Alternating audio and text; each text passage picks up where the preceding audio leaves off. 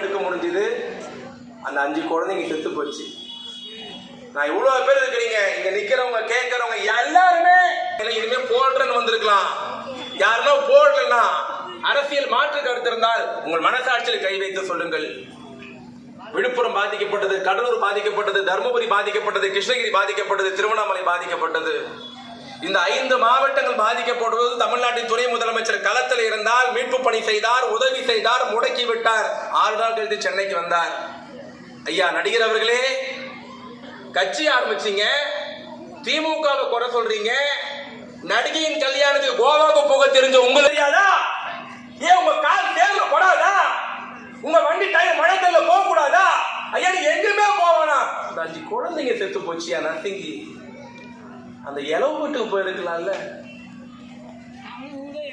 ஒரு நடிகையை கூப்பிட்டுக்கிட்டு கோவாவுக்கு போறீங்க, ஆனா கடலூருக்கு வர தெரியாதா? நீங்க டைலாக் பேசுறீங்க, திமுக பார்த்து திமுக சும்மா இருப்பானா? உன் ஞாபகம் வச்சுக்கோ, இந்த கட்சிக்கு வயசு 75 வயசுலயும் நீ நடிகர் கட்சி ஆரம்பிச்சிருக்காரு. தமிழ்நாட்டில் எல்லாரும் பல பேர் அடிப்படை கட்சி ஆரம்பிச்சாங்க. சிவாஜி கணேசனை விட சிறந்த நடிகர் இந்தியாவில் கிடைப்பாரா? எப்படி சிரிக்கணும், எப்படி அழணும், எப்படி நடிக்கணும், எப்படி நடக்கணும் இருக்கு உதாரண புருஷன் ஐயா சிவாஜி கணேசன். கட்சி ஆரம்பிச்சார், எம்எல்ஏ கூட ஜெயிக்க முடியல. பாக்யராஜ் தெரியுமா? முருங்கீரையை முருங்காய் ஃபேமஸ் ஆக்குனவரு. முந்தானி முச்சி படத்துல அந்த பாக்யராஜ் எம்ஜிஆர் சொன்னார், என்னுடைய கலை உலக வாரிசுன்னார். எம்ஜிஆர் யாரையுமே வாரிசுன்னு சொன்னதே இல்லை. எம்ஜிஆர் வாரிசுன்னு சொன்னது பாக்யராஜ மட்டும்தான். என்னுடைய கலை உலக வாரிசுன்னாரு.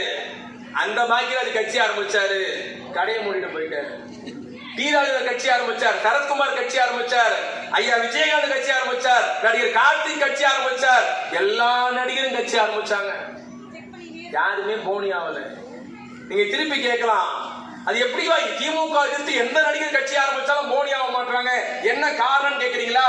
என் கட்சி கிடைத்த தொண்டனை போல் இந்தியாவில் எந்த கட்சிக்கும் இப்படி ஒரு தொண்டன் கிடைத்திருக்க மாட்டான். எந்தவித எதிர்பார்ப்பு இல்லாமல் உடனே ஒருத்தர் கேட்பார், அப்ப எம்ஜிஆர் கூட கட்சி ஆரம்பிச்சு ஜெயிக்கலையான்ட்டு. எம்ஜிஆர் நடிகரான கட்சி ஆரம்பிக்கல, திமுக இருந்தால் நடிகர் ஆனார். திமுக 20 வருஷம் எம்ஜிஆர் உழைச்சார். எம்ஜிஆர் திமுக வளர்த்தார், திமுக எம்ஜிஆரை வளர்த்தது. 25 வருஷம் எம்ஜிஆர் திமுக இருந்து பிரிஞ்சு போன பிறகுதான் அன்றைய அரசியல் சூழ்நிலை எம்ஜிஆர் ஜெயிக்க முடிஞ்சது. இன்னைக்கு எம்ஜிஆர் ஜெயிக்க முடியாது. எத்தனையோ நடிகர் வந்து போயிட்டார்கள், திமுக அழிப்பன்ட்டு அழிக்க முடியல. நீங்க இந்த கட்சிக்கு வயசு 75. இங்க இருக்கிற எல்லாரும் எம்எல்ஏ எம்பி ஆட முடியுமா? எல்லாரும் மந்திரி ஆட முடியுமா? எல்லாரும் கோட்டைக்கு போட முடியுமா? திமுக தோன்றுகிற ஒரே பெருமை என்ன தெரியுமா? பிச்சைக்காரங்க செத்தாலும் திமுக கட்சிக்காரங்க சாக வேண்டும். அதுதான் ஒவ்வொரு திமுக தன்னுடைய பெருமை.